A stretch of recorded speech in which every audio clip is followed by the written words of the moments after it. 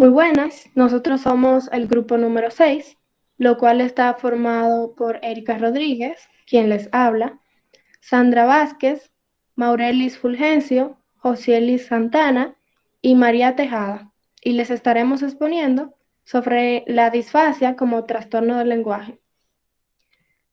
Bien, mi nombre es Erika Rodríguez, como ya les había dicho, y voy a empezar definiendo qué es la disfasia.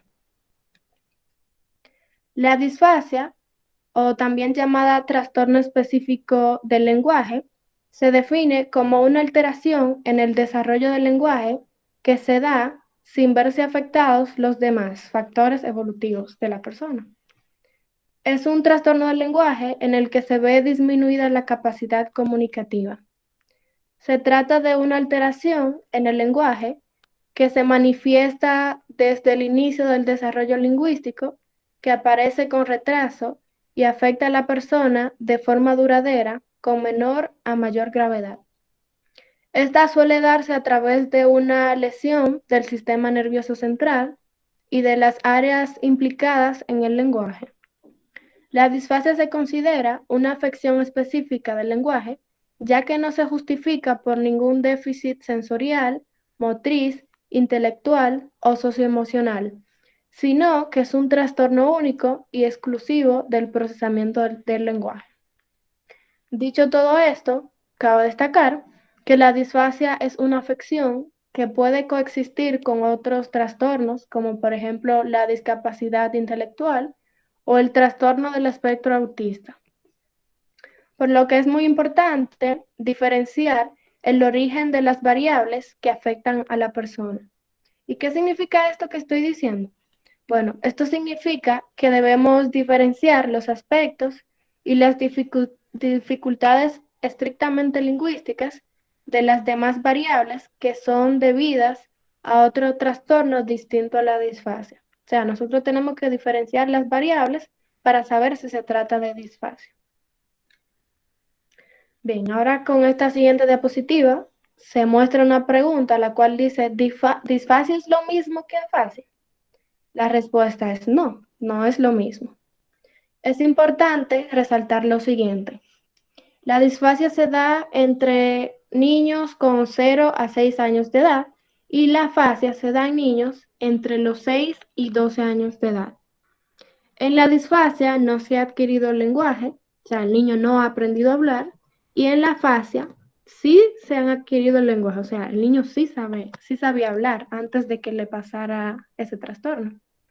En la disfasia no se tiene un origen orgánico y en la afasia se tiene un origen físico. Ok, ahora les estaré hablando sobre las características. Las personas que padecen disfasia no solo presentan dificultades en el lenguaje, sino que también muestran afectadas sus capacidades de relacionarse con las demás personas. Las características principales son la dificultad para relacionarse con sus compañeros, como ya había dicho. Presentan mayores complicaciones cognitivas que otra persona. La misma persona decide aislarse o sus compañeros le aíslan, cuestión de que es diferente. También existe una disminución de la atención para trabajar. Acostumbran a ser repetitivas en sus hábitos, o sea, no se salen de su zona de confort. Dificultad para adquirir conocimientos y dificultades para la comprensión de espacio y de tiempo.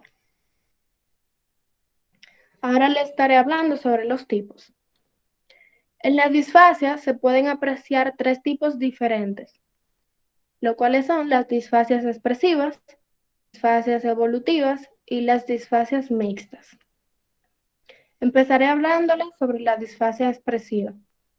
Las personas que padecen este tipo de disfasia muestran un buen nivel de comprensión, pero al mismo tiempo presentan una destacada dificultad para poder imitar los sonidos de fonemas y palabras, y poseen un lenguaje espontáneo, pobre y escaso. En esta existen dos tipos, como vemos acá. La disfasia verbal, que se caracteriza por un lenguaje poco fluido, y la alteración fonológica, que es caracterizada por una mala articulación dentro de las palabras o frases. Como por ejemplo estas imágenes, el niño trata de decir pelota, pero dice tota, y la niña trata de decir Coca-Cola y dice Totatola, por una mala articulación, como ya había dicho. Ahora pasamos a la disfasia evolutiva, que se muestra una problemática a la hora de entender el propio niño o de que el niño comprenda a las demás personas, de manera que hará que muestre poco interés para comunicarse con las demás personas. Como vemos aquí, se divide en dos: la disfasia evolutiva expresiva, que muestra problemas a la hora de entender a los niños, y la disfasia evolutiva receptiva, que añade dificultades para comprender a los demás por parte de la persona afectada. Como vemos aquí, el niño está confundido porque no logra entender bien a las demás personas. Por otro lado, tenemos la disfasia mixta, que esta disfasia se refiere al conjunto de síntomas motores y sensoriales que se muestran afectados, es decir, incluye las dificultades de los dos tipos de disfasias que mencioné anteriormente. Se clasifica en las dos siguientes: sordera verbal, en el que el niño no puede interpretar los sonidos y su lenguaje es incoherente, y el déficit sintáctico fonológico, que es la incapacidad de analizar frases largas o conceptos abstractos, de manera que los discursos están formados por oraciones simples. Ahora les dejo con mi compañera Sandra Vázquez. Cordial saludos. Mi nombre es Sandra Vázquez y les voy a estar hablando de las causas de la disfasia. Normalmente, las causas de la disfasia suelen estar asociadas a una dificultad en la maduración de las estructuras del lenguaje. Las causas de disfasia en niños más comunes se encuentran en factores genéticos y neurobiológicos. Afecta de distintas maneras a los dos sexos. Hasta el momento, hay más niños que niñas con disfasia. La causa principal es por daño cerebral, el cual puede ser producido por el traumatismo craneoencefálico en el parto, una lesión cerebral o falta de oxígeno al nacer. Algunas enfermedades infecciosas que afectan el sistema nervioso central, como son la meningitis, la encefalitis, entre otros. Algunos periodos largos de hospitalización o malestar en el ambiente familiar. Factores genéticos y hereditarios. Otra de las causas de la disfasia son las alteraciones en los órganos que intervienen en el lenguaje. Las causas ambientales, un desarrollo emocional, cognitivo y afectivo en el entorno familiar, social, cultural y natural de la persona. En esto también podemos encontrar la demencia, la enfermedad de Parkinson, accidente cerebrovascular, Alzheimer y epilepsia. Consecuencias de la disfasia. Realmente, la evolución y las consecuencias depende de cada niño y de cómo sea el trato familiar. No se trata de una enfermedad que pueda hacer peligrar la vida del paciente. Sin embargo, puede afectar enormemente a la capacidad de expresión y a la forma de relacionarse del paciente, en función del grado de afección que éste tenga. Debido a la dificultad, tanto para expresarse como para comprender, se produce aislamiento social, llevándolo a tener dificultades para ingresarse socialmente, ya que al no hablar o no entender, tienden a aislarse. Esto puede llevar también a que se realicen diagnósticos erróneos, como retraso en el desarrollo del lenguaje, sordera, autismo, entre otros. Todas estas dificultades repercuten a nivel académico, produciéndose en muchos casos fracaso en el aprendizaje escolar, sobre todo en el aprendizaje de la lectoescritura y aprendizajes básicos. Como consecuencia de todo esto, pueden llegar a sufrir trastornos psicológicos, como alteraciones en las relaciones afectivas, problemas emocionales, rasgos de ansiedad, déficit de autoestima y en ocasiones manifiestan alteraciones del carácter. Diagnóstico. El diagnóstico de disfasia no se puede hacer antes de que el niño tenga 5 años. De hecho, ya es necesario comprobar si los síntomas observados desaparecen después de la logopedia.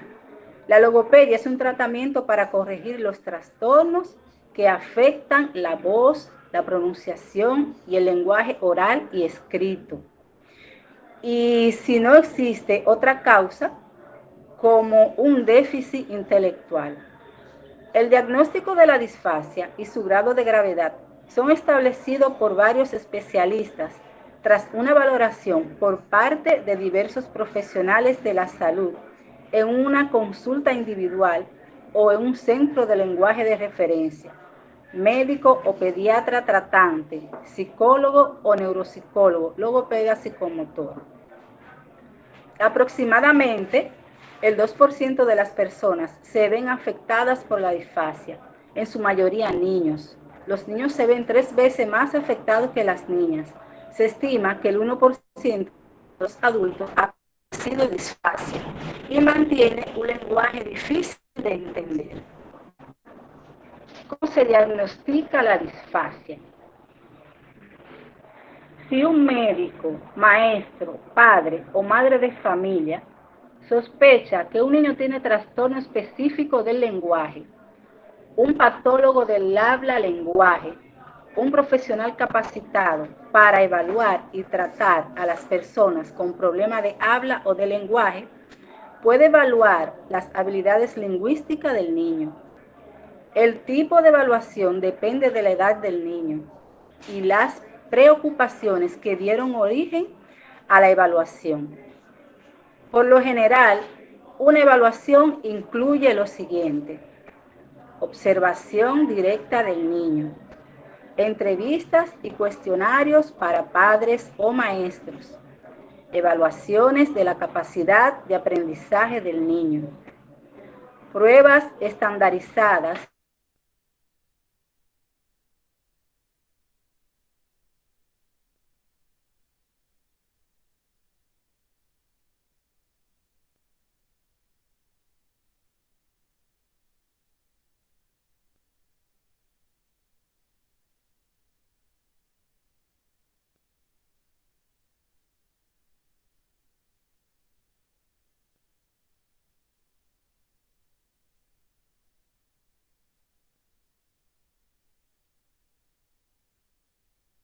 Es Maureli Fulgencio y le voy a estar hablando acerca de los síntomas que se presentan en este trastorno de la disfasia. Eh, Uno de los síntomas es que presenta poca intención de comunicarse con los demás, omisión de elementos gramaticales al formular una frase, dificultades para pronunciar los pronombres personales, poca riqueza de vocabulario, verbos empleados en infinitivo, alteración en la comprensión y utiliza a la hora de comunicarse suele utilizar muchos gestos.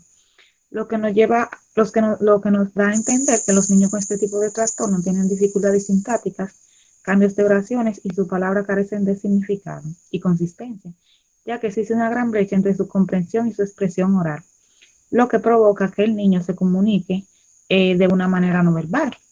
Existe una serie de síntomas que son los que aparecen con más frecuencia y son los que están relacionados en cuanto a la expresión y comprensión del lenguaje, ya que el niño no suele usar preposiciones o conjunciones, suele presentar dificultades para recordar y repetir algunas frases que a menudo son largas, repetición de palabras sin saber su significado.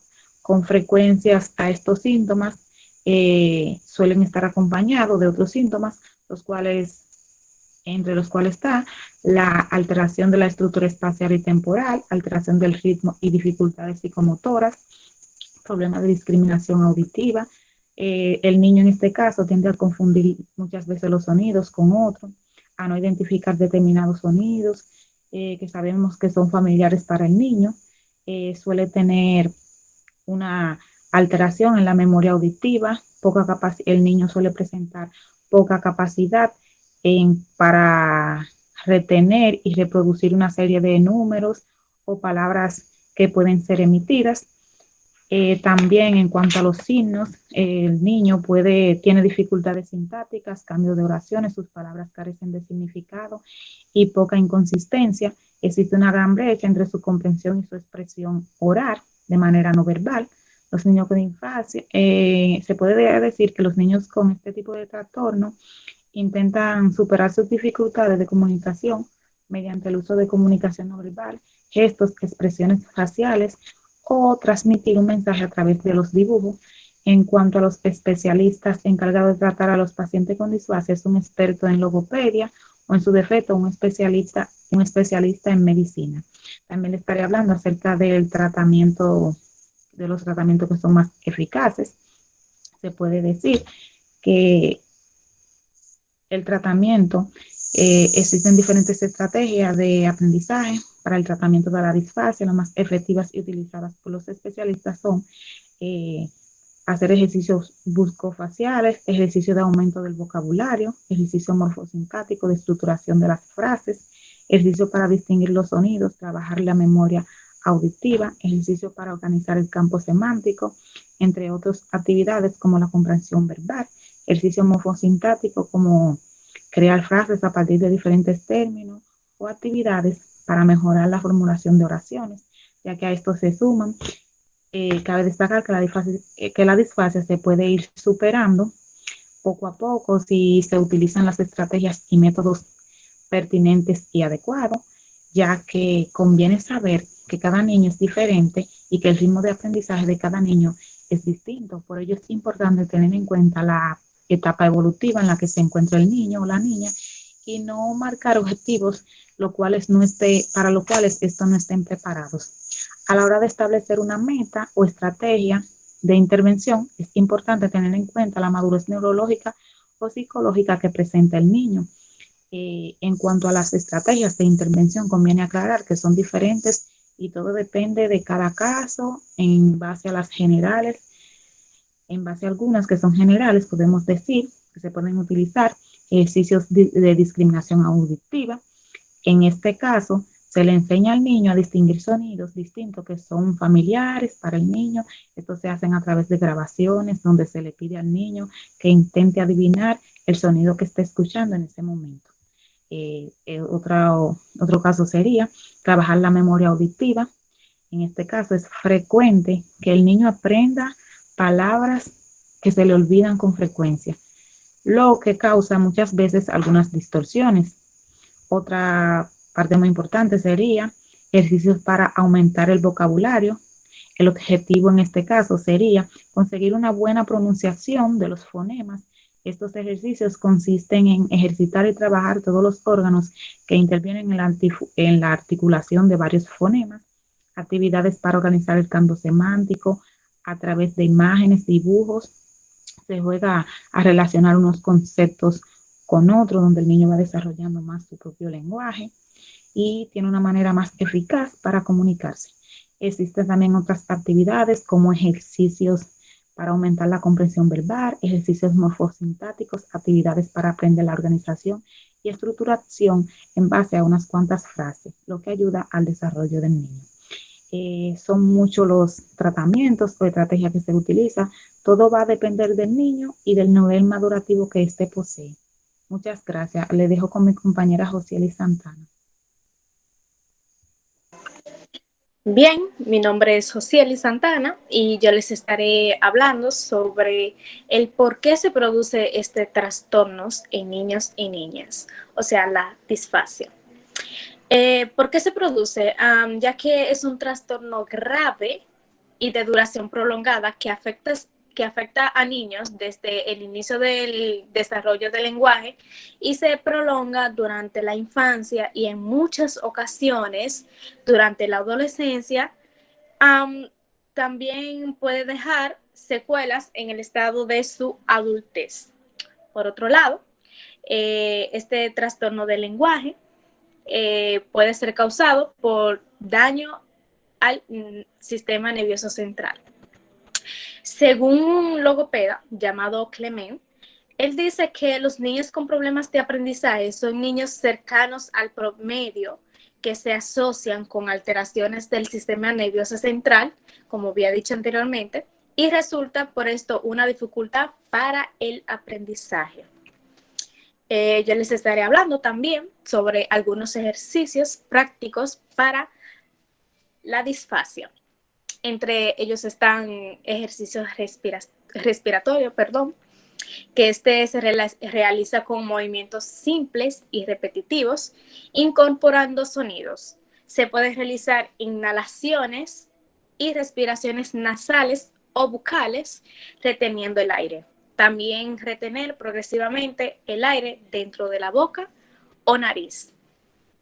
Por otro lado, está también otro ejercicio que son soplar bolitas de papel, que consiste en el que le pueden poner bolitas de papel, también le pueden poner algodón, o en muchas ocasiones también se le pueden poner o hacer burbujas de jabón para que el niño sople. Eso le sirve mucho para el ejercicio bucal. También está otro ejercicio que se llama pronunciar las vocales, que es para realizar este ejercicio. La pronunciación del niño debe inhalar lentamente por la nariz, retener el aire y luego exhalar lentamente el aire, mencionando las 5 vocales. También está ejercicios de ritmo, que para realizarlos se pueden dar pequeños golpes a una mesa o a un tambor y luego pedirle al niño que imite dichos sonidos con su voz para de esta manera que el niño se vaya adaptando. Ejercicios con la lengua. Pueden realizarse giros con la lengua en todas las direcciones, ya sea estirar la lengua, llevarla al paladar superior, comer goma de masticar también ayuda, y tocar con los dientes, tocar la lengua tocar los dientes con la punta de la lengua. Y también están los ejercicios con los labios, que se pueden realizar sosteniendo un palillo o un lápiz sin introducirlo en la boca. También se puede apretar y aflojarse dicho lápiz. Ejercicios faciales. También está que consiste en inflar las mejillas y desinflarla. Luego también retener el aire por algunos segundos. También puede alterarse las mejillas, primero de un lado derecho y luego del lado izquierdo. Y para que así puedan retener, puedan retener el agua en la boca y soltarla lentamente. Por otro lado, ¿cómo estimular un niño con disfasia?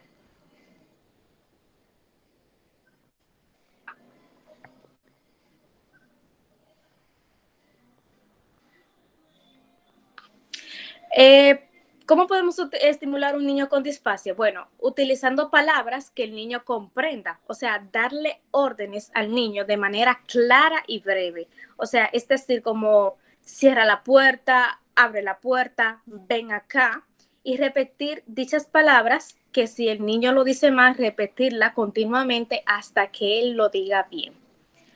Nada, la dejo con mi compañera María Dolores para que continúe con el tema. Sí, saludos a todos. Nuestro tema es cómo ayudar a un niño con disfasia.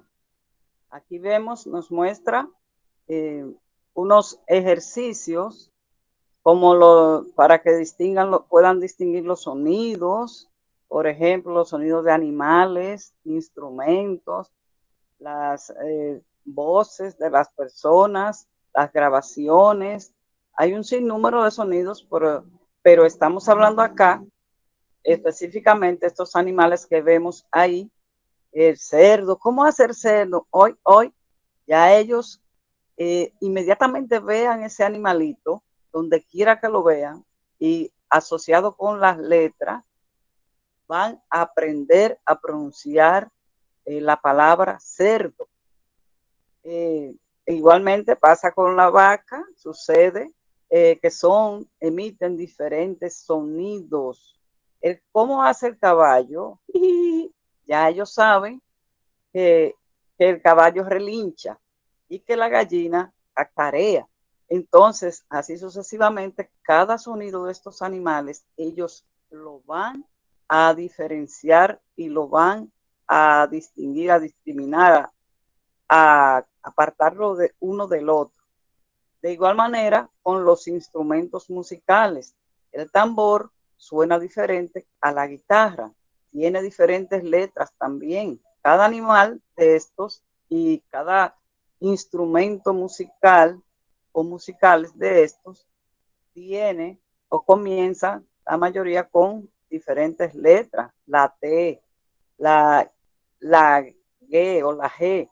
Entonces, ellos van aprendiendo y a enriquecer su vocabulario y a conocer, al mismo tiempo que aprenden las letras, van a conocer el sonido, van a distinguir las dos cosas, la están haciendo, la van a aprender con esta situación. Dentro de lo que está la terapia, TSP, terapia de solución de problemas, también desde el aspecto terapéutico, educativo, semántico, pragmático, o sea que se refiere a la práctica y realización de las acciones, no a lo teórico.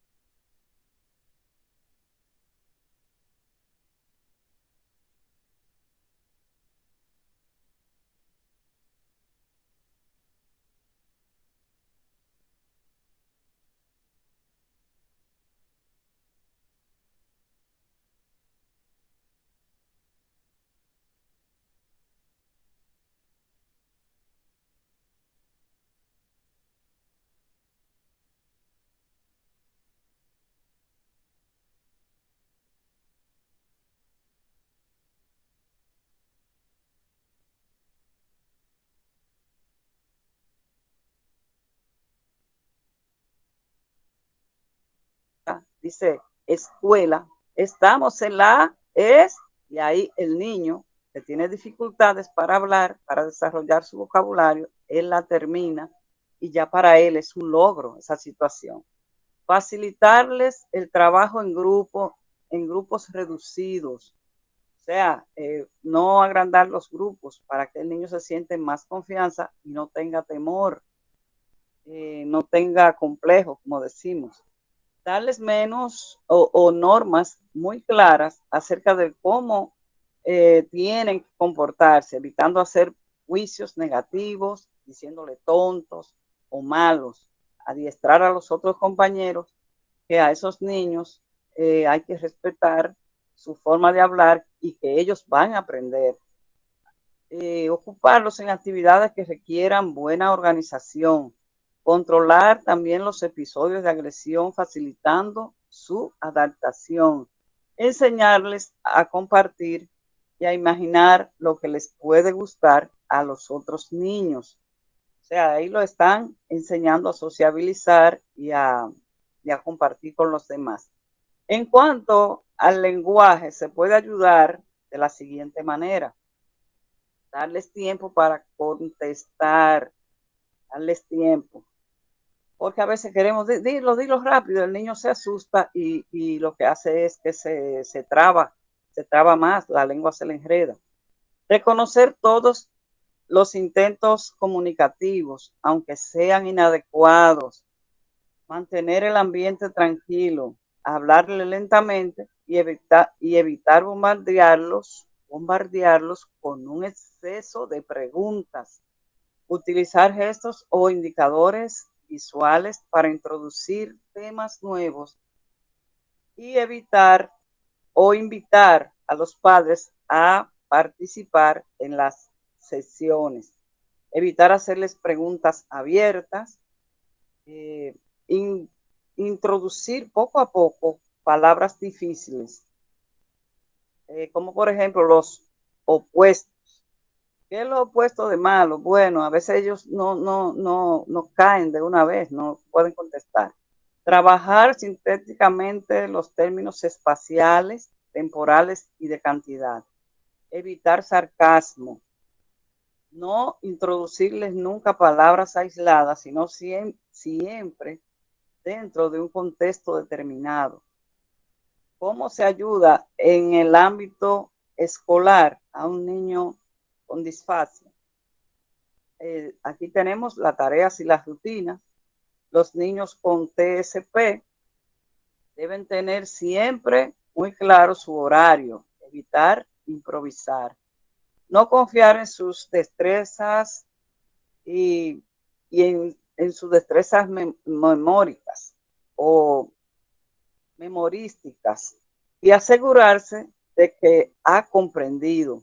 No podemos decir, ya él se sabe esta palabra, di una vuelta. ¿Cuál fue la palabra que aprendiste? Ahí no se acuerda. Bueno, también en el salón de clase, como vemos acá, enriquecemos el vocabulario con estas palabras, con estas imágenes. Aquí tenemos libros, tijeras, lápices. ¿Qué podemos decirles? ¿Con qué se asocian estas palabras? En la escuela ellos utilizan todas estas herramientas que están aquí y aprenden cuál es el nombre de cada una de ellas y cómo comienzan. Si uno se la comienza a deletrear, ellos terminan. También con el juego de veo, ¿qué ves? Los niños, uno le dice la primera letra y ellos la continúan.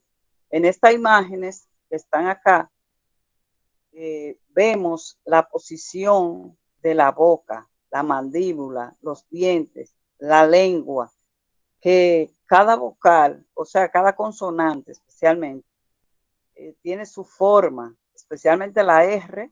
Sabemos que hay que levantar la lengua y hacia el paladar para que pueda ser pronunciada correctamente.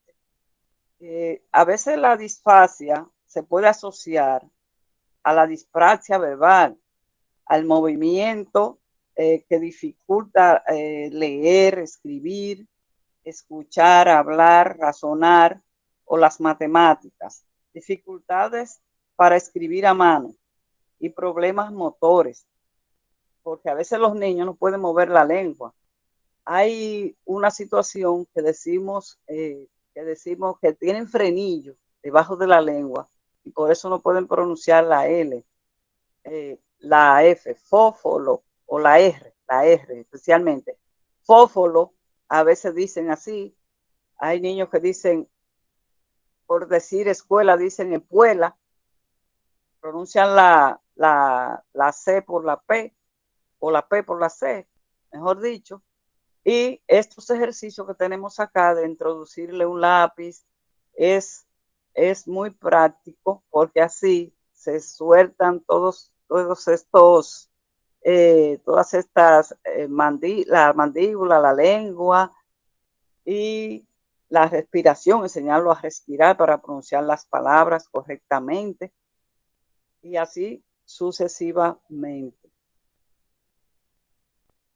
También podemos ayudar con el enriquecimiento del vocabulario, con esta familia de palabras, para que ellos entiendan mejor. Vamos a ver con qué asocias esta palabra, padre. ¿Con quién lo asocia? ¿Con quién? ¿Con la carne? No. ¿Y entonces con quién? Con la abuela, con el tío, O sea, persona, con familiares, y así sucesivamente, el niño va a desarrollar un vocabulario rico en palabras y también puede ser familia de palabras. Un sillón se deriva una silla, una mecedora, todo tiene que ver con sentarse. Vamos a ver ahora las recomendaciones finales para el niño con estas dificultades. Primero, fomentar la autonomía personal, o sea, darle a entender al niño que él puede valerse por sí solo, que puede decir las palabras después que nosotros le indiquemos cómo es que debe hacerlo. Estimular y potenciar sus capacidades. Si tú puedes, tú lo vas a hacer, tú lo vas a lograr, porque si otros pudieron, tú también. Tú puedes hacerlo, tienes el potencial y tienes la capacidad para hacerlo. Reforzar sus logros personales. Ay, qué bien lo hiciste, mira, oye, ha mejorado bastante. Muy bien lo hiciste, lo puedes seguir mejorando cada vez más. Y si es posible, regalarle algo, una menta, mira, por eso que lo hiciste bien, síguelo diciendo así. Verbalizar, no solo órdenes, demandas, sino también experiencia, entre otros, sentimientos. O sea, que ponerlos a ellos a que expresen, a que hablen, a que tengan una oración completa, hablen de algún viaje, de cómo le fue en el día de hoy, para ellos poder abrirse más y expandir su vocabulario. Ayudarle a que tengan un mayor contacto con su entorno social, muy importante, que así ellos relacionándose con otros niños pueden enriquecer más aún su vocabulario. El nivel de exigencia tiene que estar acorde a su edad y a sus posibilidades reales. A veces le queremos exigir demasiado a un niño y en esto caemos en lo que es cuando un niño está muy pequeñito, nosotros queremos que porque el hijo de fulanita de la vecina habló a los 2 años clarito, que se le entiende, el mío también tiene que hablar así y no tiene que ser así. Cada niño tiene su tiempo, su etapa, dentro de lo que cabe, claro está, lo normal, pero tampoco podemos acelerarlo. Unos aprenden mucho más rápido que otros y así es con también nosotros los adultos. No realizar acciones directivas, debemos conseguir que el niño intervenga y participe en las actividades y la vida familiar. Muy importante que el niño participe en todo esto, porque así va perdiendo el miedo escénico y puede desarrollar sus capacidades. Estrategias y pautas a seguir. Vocalizar bien al hablar con el niño, hablarle claro, porque a veces nos quedamos con esa ñoñería, especialmente los abuelos y los tíos. Ay, que yo voy a comprar a mi niñito, y le hablamos con demasiada ñoñería y el niño cree que está comprar, ya eso es correcto y se graba esa palabra y ya la sigue diciendo así. Entonces hay que hablarle claro para que ellos entiendan cómo se expresa y cómo se dice la palabra exactamente. Utilizar palabras que el niño comprenda, porque a veces le hablamos demasiado fino, cosas que ellos nunca han escuchado, entonces ellos se quedan en el aire. Y por eso no es que que no entienden, sino que no le hablamos claro. Tenemos que hablarle claro para que ellos puedan repetirla y puedan aprenderse esas palabras. Dar órdenes al niño de manera clara y breve, haciéndole mandato, pásame un ejemplo, hazme el favor, pásame el cepillo dental, el cepillo de lavar, especificarle, porque si le decimos pásame el cepillo, aunque él lo vea varios cepillos ahí, no va a saber cuál es, no va a saber. Entonces, a veces lo queremos castigar y él, porque ¿qué fue lo que hice? Le pasé un cepillo, pero no era ese el que ella quería. Bueno, Repetir las palabras que el niño dice mal y de manera correcta, clara, siempre sin regañarlo por no decirlo bien. No podemos regañarlo porque él se va a sentir peor de lo que ya está, porque ya el niño está consciente de que tiene dificultades para hablar, él está consciente. Y encima de eso lo regañamos, mira que habla claro. A veces no es porque quiere. En otras ocasiones, señores, es porque el niño parece que quiere, porque está añoñado. Hay una anécdota de un niño que dice colmado, voy a comprar para el colmado, o que dice cuchara, la C, U, la pronuncia bien, correctamente sola, pero cuando va acompañada con otra palabra, no la dice, no la epuela, en vez de decir escuela, dice escuela. Y yo le digo, pero di la C bien, di Q, él la dice Q, muy bien, pero cuando dice, va a decir escuela, ustedes saben que los niños para pronunciar la S no pueden, como uno, la S en el medio, ellos la dicen al final, más fácil, pero él dice escuela. Bueno, esto mismo se debe hacer cuando el niño diga frases incorrectas. Ok. Reforzar su vocabulario con juegos, tales como el veo, y adivinanzas. Cuando empieza una adivinanza, ustedes saben que uno dice, ay, ¿de qué será? Un tintín, un tintán, 7 culebras y un alacrán. ¿Y qué será eso? Entonces, la primera letra se la decimos para que ellos sigan y así ellos se sienten con más ánimo de reforzar su vocabulario. En conclusión, el que el niño represente disfasia supone un largo proceso de adaptación, no solo para la familia, cuyo sufrimiento es ya bastante, sino que además presenta algunas otras deficiencias. Puede presentarla, como les dije anteriormente, la disfasia, sino también para el niño que en su labor de adquisición del lenguaje se encuentra ya con barreras y dificultades propias que hacen de esa tarea algo muy duro, muy difícil, lo que lleva a retardar o a retrasar su desarrollo e integración social.